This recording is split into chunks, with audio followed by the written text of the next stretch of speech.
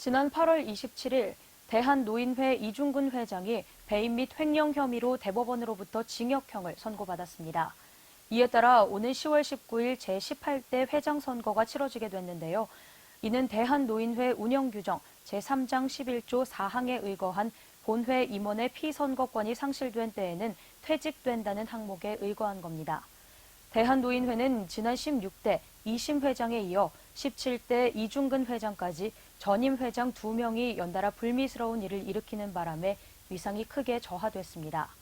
이로 인해 두 전임 회장은 피선거권이 상실돼 임기를 채우지 못한 채 물러나게 됐습니다. 노인 인구 1000만 시대를 앞에 두고 있는 지금 노인들의 대표단체인 대한노인회의 쇄신과 새로운 발돋움을 응원하는 국민들의 성원에 힘입어 ICBN-TV에서는 황진수 한성대 명예교수를 비롯해 임충식 한남대 명예교수, 김용환 전 대한노인회 사무총장을 모시고 대한노인회에 나아갈 길이라는 주제로 긴급 좌담회를 개최하기로 했습니다. 오늘 좌담회를 이끌어주실 좌장은 황진수 명예교수님입니다. 형식에 구애받지 않고 자유로운 분위기 속에서 좌담을 이끌어주시기 바랍니다. 네. 자, 오늘 대한노인회의 나아갈 길이라는 주제를 가지고 좌담회를 시작하겠습니다. 지금 우리나라 노인 인구가 현재 839만 명이라고 되어 있습니다. 이는 전 인구의 16.2%에 해당할 정도로 상당히 큰 부분을 차지하고 있습니다. 또 노인이 문제는 대한노인회는 우리나라 노인들의 문제를 담고 정책을 개발하고 나아가서 노인의 복지를 추구하는 노인의 그릇이라고 보는 것이 정확한 표현인 것 같습니다. 따라서 오늘은 인구학적 입장에서 노인 인구가 많다는 그런 차원도 있지만은 노인이 가지고 있는 여러 가지 욕구, 정치적 욕구, 경제적 욕구, 노인이 가지고 있는 여러 가지 소득 보장이나 또는 소외나 고독의 문제를 광범위하게 한번 짚어보고 그 다음에 대한노인회가 어떠한 문제가 있고 어떻게 개선해 나가고 또 며칠 후에 대한노인회장 선거를 치르게 됩니다. 따라서 선거는 어떤 방식으로 어떤 사람이 어떻게 대한노인회를 이끌어 나가야 되는지 이런 문제도 우리가 논의해 보도록 하겠습니다. 자, 임충식 교수님, 네. 평소에 대한노인회를 생각하고 있는 관점이나 우리나라 노인 문제가 가지고 있는 여러 가지 문제점이 있을 텐데 그동안 임충식 교수님은 노인 복지의 우리나라의 대가이신데 한번 짤막하게 설명을 해 주시죠. 우리나라 지금 65세 이상 노인 인구가 약 800만 명입니다. 대단한 숫자죠. 앞으로 10년만 이렇게 되게 되면 1000만 시대가 오게 되는데 다시 말하면 이제 장수사회, 100세 시대가 이미 도래해 있습니다. 우리는 마음만 먹으면 할 수 없이 100세까지 살 수 있는 운명에 처해 있는데도 불구하고 그 장수들의 3의 질은 상당히 떨어졌다. 그런데 이러한 노인들을 대변하고 노인들의 권익을 옹호하고 또 정책 개발을 하는 그런 노권 운동을 주체적으로 해야 할 대한노인회가 어떤 지금 이치에 있느냐. 다시 말하면은 현재까지는 대한노인의 역할을 제대로 수행하지 못하고 있기 때문에 노인들 이야기, 특히 전문가들의 이야기는 대한노인회 이대로는 안 된다. 대한노인회가 변해야 노인들이 산다라고 하는 본론 소리가 너무 지배적입니다. 특히 한 10분 정도 있게 되면 대한노인회 중앙회 회장을 뽑습니다. 물론 간선제예요. 그런데 민주적인 절차에 의해서 선거가 이루어진다고 하지만은 지금 800만 노인들은 대한노인회 회장 선거가 있는지 저는 모르고 있다고 말입니다. 저 역시도 잘 모릅니다. 저도 노인이거든요. 그런데 이러한 선거가 노인들의 축제 분위기가 있어야 되는데 코로나 때문에도 영향이 있겠습니다만은 아직 수면으로 안 타기 때문에 누가 나오고 또 어떤 사람이 나와서 대한민국을 변화시키고 혁신할까에 대한 궁금증이 많은데 오늘 이 자리에서 그런 문제를 좀 살짝 우리가 건드려 봤으면 좋겠다. 그런 생각을 갖습니다. 예. 우리나라의 노인들의 그 역사를 보면은 노인들은 우리나라 5,000년 역사에서 가장 어려운 시기를 지낸 분들입니다. 특히 1920년대에 해당하시는 그 노인분들은 일제시대 그 강점기를 거쳤고 해방의 기쁨도 잠깐 좌우익의 대결 속에서 6.25 전쟁을 치른 분들이고 또 그러다가 그야말로 농업사회에서 그야말로 그 민주화 사회이기까지 그 기른 동안 많은 고생을 하면서 국가 발전과 사회 발전 그리고 가정의 운영을 위해서 오늘날까지 오시다 보니까 노인이 된 분들입니다. 이런 분들은 20년대의 노인들이라고 볼 수 있는데 최근에 노인이 된 1950년대생들 노인들은 또 그런 경험이 없습니다.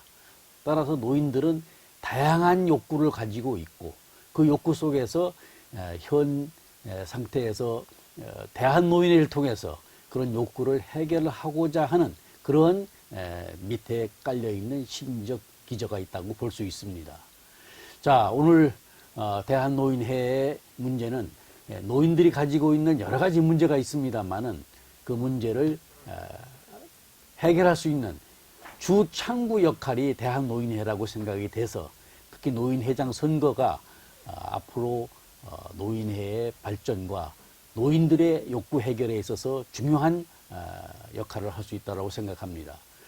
자, 김용환 대한노인회 사무총장님 전에 지내셨는데 대한노인회 선거를 치르면서 그 느낌 좀 말씀해 주시죠.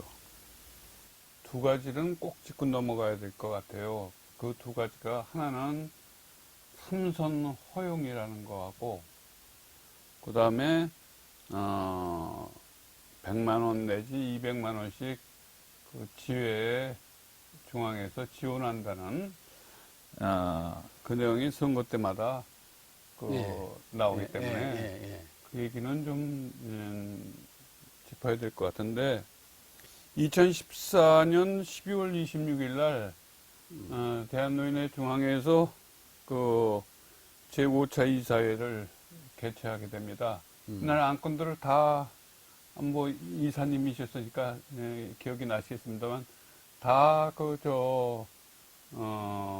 안건을 처리하고 난 다음에 당시에 제주도연합 회장이었던 그 양창진 이사가 긴급 제안으로 삼선 허용을 발의를 합니다. 그래서 발의하니까 이날 토론에서 그 당시에 서울연합 회장이었던 황인한 이사가 그 반대 발언을 합니다. 그 백창진 회장 때 백창현 회장 때 본인이 삼선하고 싶어서 그 개헌을 정강 개정을 했는데 그런데 정작 당사자는 삼선에 실패했다. 그러고 난 다음에 대한노인회뿐만 아니라 그 일반 사회에서도 이게 노인들이 노예가 아니냐 이런 비판이 많이 있으니까 그 14대죠. 안필준 회장 때 다시 이거를 삼선 허용했던 거를 재선까지만 허용하는 걸로 바꿨다. 그래서 이게 삼선 허용하는 건 옳지가 않다. 이런 발언을 했습니다. 그래서 결국은 그 이사에서 투표를 했는데 28대 1로 삼선 허용이 부결됐어요. 그랬는데 2017년에 이중근 회장이 갑자기 그 회장 선거에 뛰어들면서 삼선 허용 선거 공약을 내세웁니다. 그렇게 돼서 당선되고 난 다음에 그해 12월 달에 그 제3차 임시총회에서 이 문제를 갖다가 안건으로 올렸어요.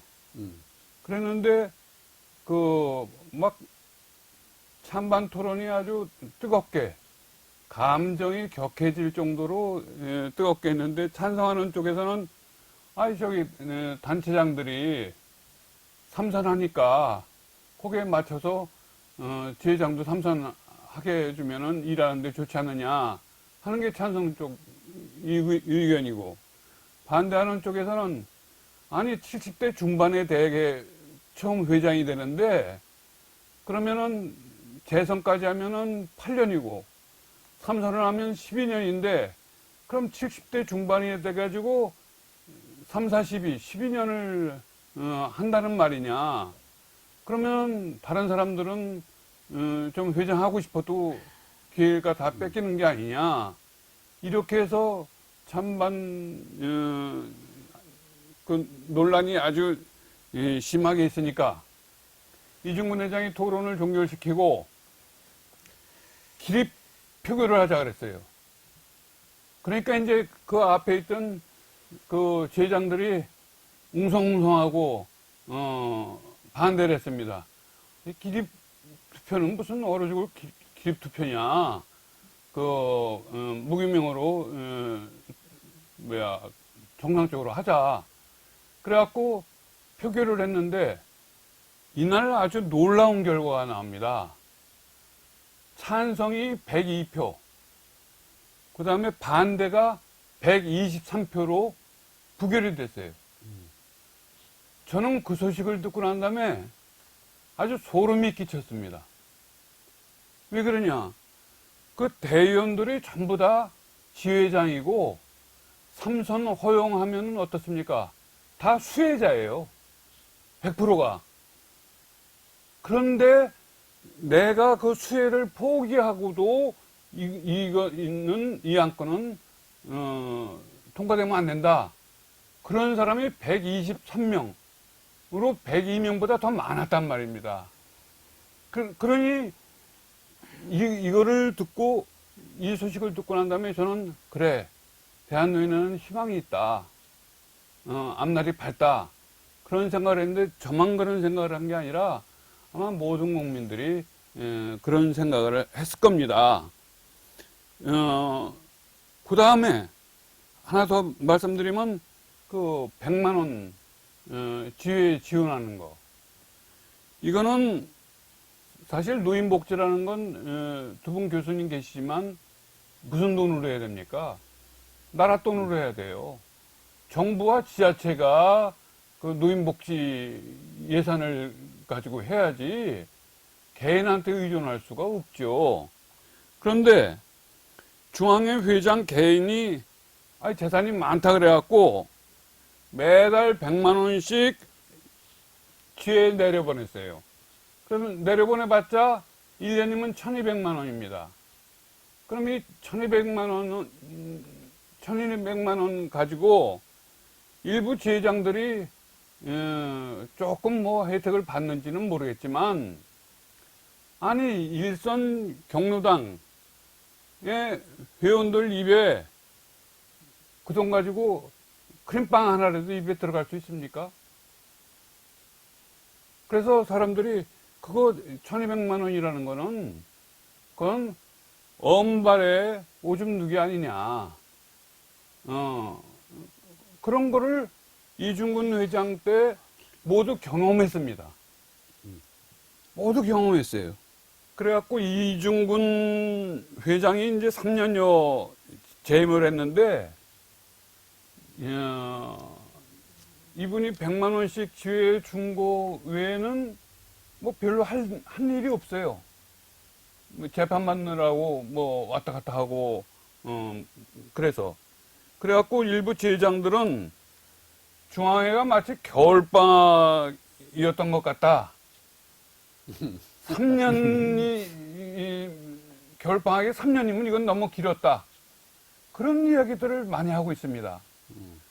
그나마 다행인 것은 대한노인회가 중앙 집권적 조직이 아니라 지방 분권적 조직이 있기 때문에 그나마 다행입니다.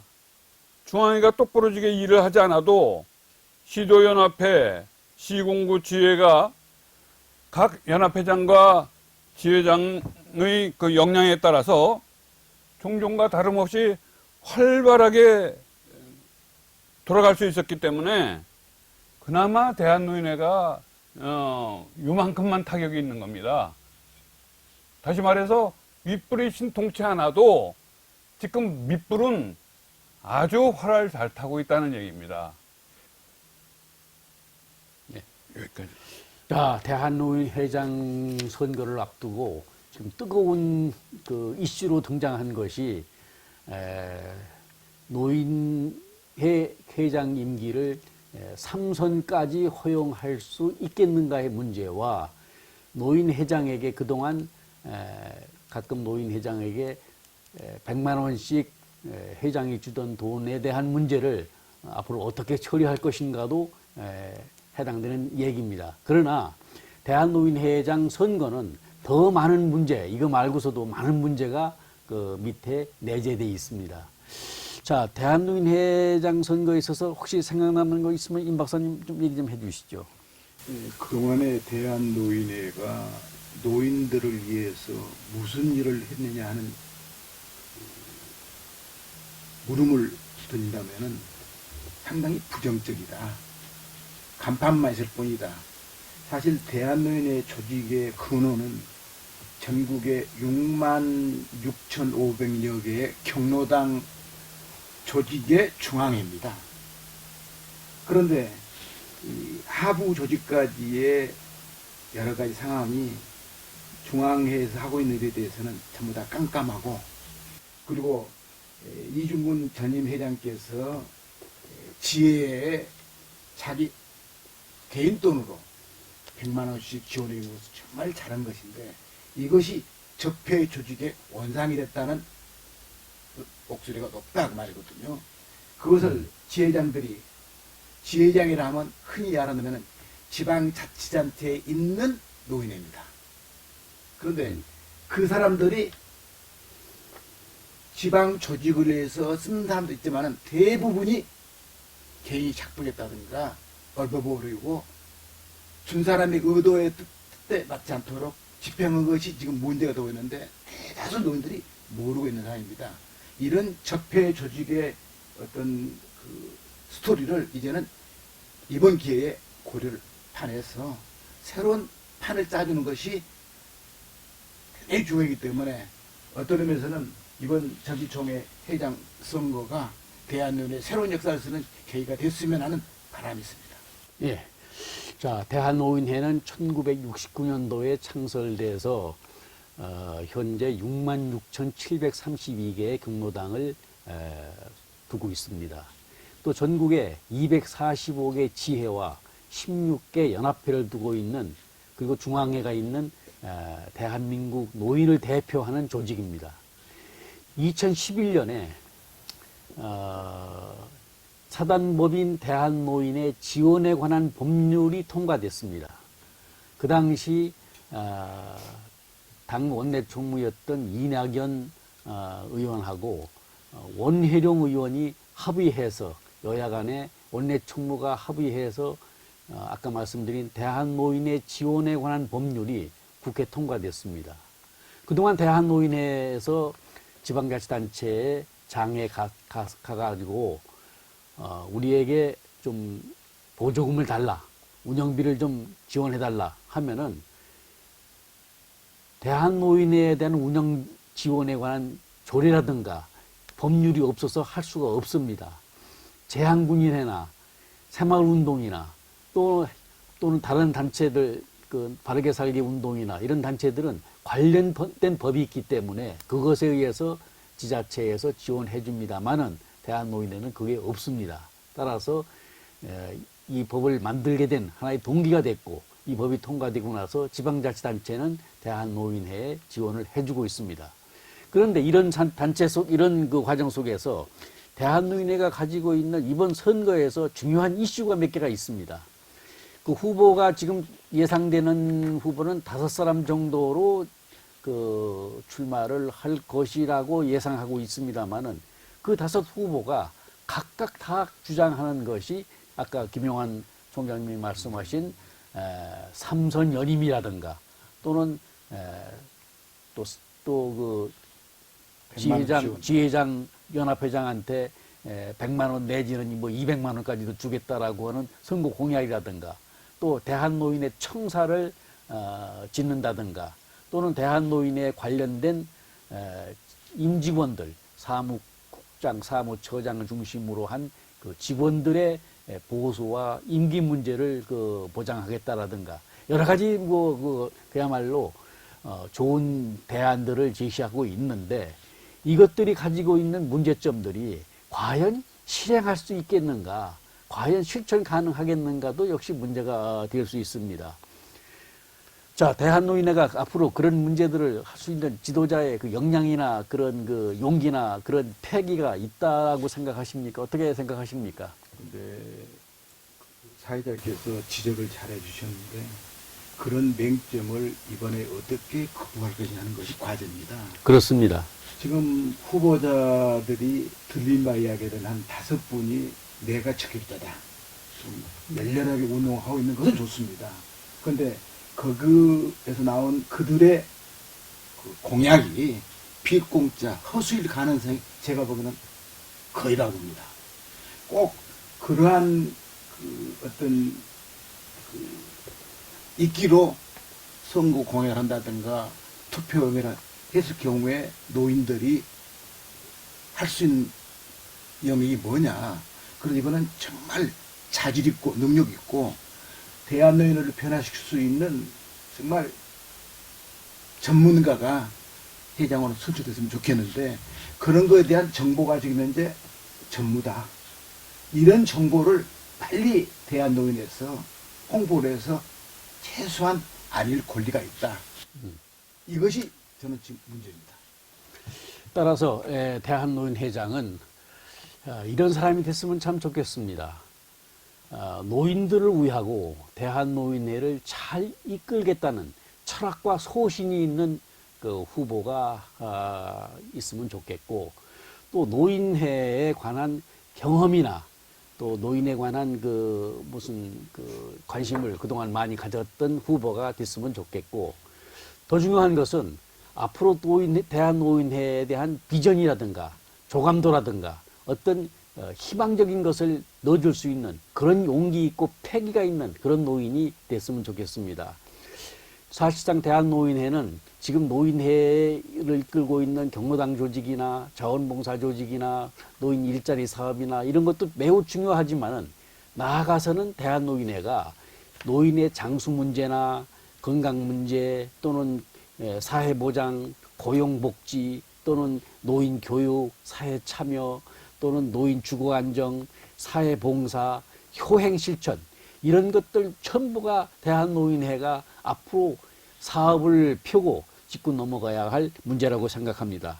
더더구나 중요한 것은 대한노인회 회장은 시대를 읽는 지혜가 있어야 되고 공부를 좀 하는 지도자가 왔으면 좋겠습니다. 또 허무맹랑한 공약이라든가 이런 얘기를 너무 떠올려서 그야말로 표만 얻겠다는 것이 아니라 진짜 실천할 수 있는 그런 실천가가 왔으면 참 좋겠다고 생각이 됩니다. 김용환 총장님 한 말씀 해주시죠. 예. 아까 임춘식 교수님께서 너무 심하게 그 말씀을 하신 것 같아서 저는 그 얘기는 조금 바로잡았으면 좋겠어요. 그게 뭐냐면은 100만 원 문제인데 100만 원들 지원한 게 지회장들이 다 혼자서 먹고 그런 게 아니고 거의 다 지회들을 위해서 쓰고 일부 지회장들이 좀 혜택을 본 것도 있겠는데 그게 지회장들이 혜택을 본 게 더 크고 지회에 쓴 거는 아주 조금 그거는 좀 도치가 된 거 아니냐 그 말씀은 제가 좀 드리고 싶고요. 제가 아까 말씀드린 두 가지, 삼선 개헌하고, 삼선 허용하고, 그 다음에 그 100만 원 문제는 각 후보들이 공약을 내더라도 좀 모두 다 검은 종이로 좀 그 부분은 좀 가리고, 그거는 좀 따지지 말고, 그 다음에 후보들을 좀 선택하면 어떨까 하는 생각이 하나 있고요. 다음에 회장이 될 사람은 적어도, 두 가지는 꼭 있어야 된다고 봅니다. 그 하나는 건강이고, 또 하나는 시간이에요. 시간이 많아야 돼요. 이중근 회장처럼 시간이 없어갖고는, 대한노인 회장을 잘 할 수 없습니다. 그래서, 또 새벽잠이 없는 후보면 더 좋겠어요. 노인들이 되게 새벽잠이 없으니까, 그 새벽에 연합회장이나 지회장이 중앙회장 집으로 전화를 걸어가지고 뭐 이런저런 뭐 답답한 거라든가 가려움대라든가 얘기를 하면은 좀 짜증내지 않고 아주 즐겁게 대화할 수 있는, 그러니까 새벽 통화를 좀 잘할 수 있는 그런 회장이 된다 그러면은 그 소통을 회원들하고 소통을 잘 할 수 있지 않겠느냐, 그런 생각을 합니다. 예. 그리고 참 좋은 말씀 하시는데, 저는 그 사례로 각 지에 100만 원씩 준 거가 정직하게 쓰지 않는 사례도 많다, 저는 그 이야기입니다. 그리고 지금 현재 그 대한노인회에 대한 당근하는 노인들도 그렇지만 사회적으로 대한노인회에 대한 이미지가 상당히 부정적이다. 이 명예회복을 하려면은 어떤 표현을 할 것이냐, 진짜 자질 있는, 능력 있는 지도자를 뽑아야겠죠. 그런데 그러한 환경적 요인이 대한노인회가 시스템이 구축되지 않고 있다, 저는 그 이야기입니다. 예. 자, 대한노인 회장은 좋은 사람을 모셔야 됩니다. 지금 임 박사님이 말씀하신 것처럼 귀중 노인을 위한 대한노인회가 돼서는 안 됩니다. 그야말로 밑바닥에 고생하는 그 아픈 노인, 또 외로운 노인, 또 역할이 상실된 노인, 이런 노인들의 손을 잡아주고 그들과 함께 눈물을 흘릴 수 있는 그런 다정한 노인 회장이 돼야 된다라고 생각을 합니다. 우리나라 노인 인구는 여러분 뭐 통계에서 뭐 상식이 됐습니다만 노인 인구는 팍팍 늘어나고 있습니다.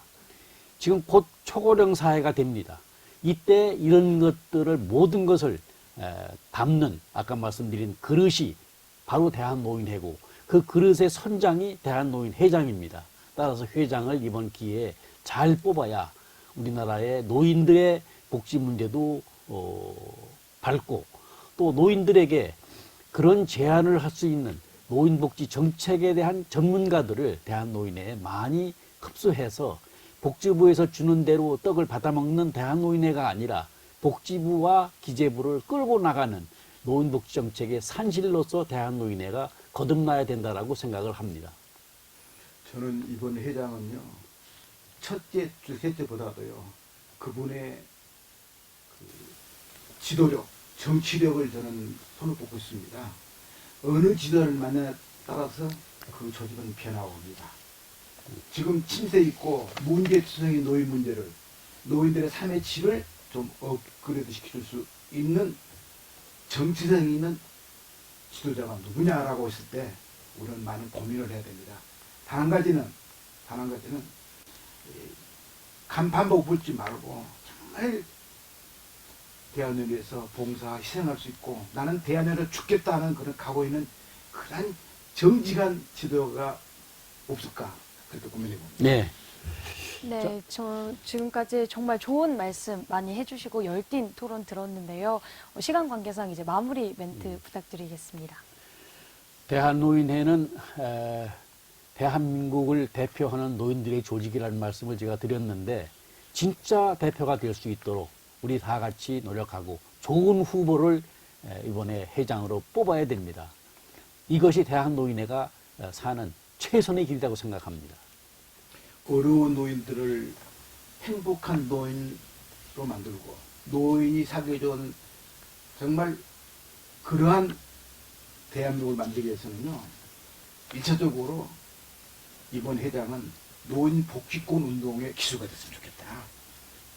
많은 정책을 개발해서 그 정책을 실행해서 노인들에게 혜택을 주고 수혜를 받을 수 있는 그러한 모멘트를 제공하는 정말 거듭나는 희생봉사성에 투철한 지도자가 있기를 바랍니다. 네. 300만 명의 대표를 뽑는다고 생각하지 말고 1000만 명 시대의 대표를 뽑는다고 생각하고 후보를 선택한다 그러면은 실패가 없을 것이라고 생각합니다. 네. 네, 감사합니다. 정말 짧은 시간임에도 불구하고 오늘 좌담에서 대한노인회가 지향해야 할 방향이 다채롭게 모색된 것 같습니다. 이를 기반으로 이번 대한노인회 대의원 총회에서는 대한민국의 미래를 함께하는 국민 어른으로 손색 없는 회장님이 선출되기를 바랍니다. 코로나 사태로 인해 모두가 어려움을 호소하고 있는 이때 새 회장님의 선출이 희망이 되었으면 합니다. 세 분 너무 수고 많으셨습니다. 네, 감사합니다. 감사합니다.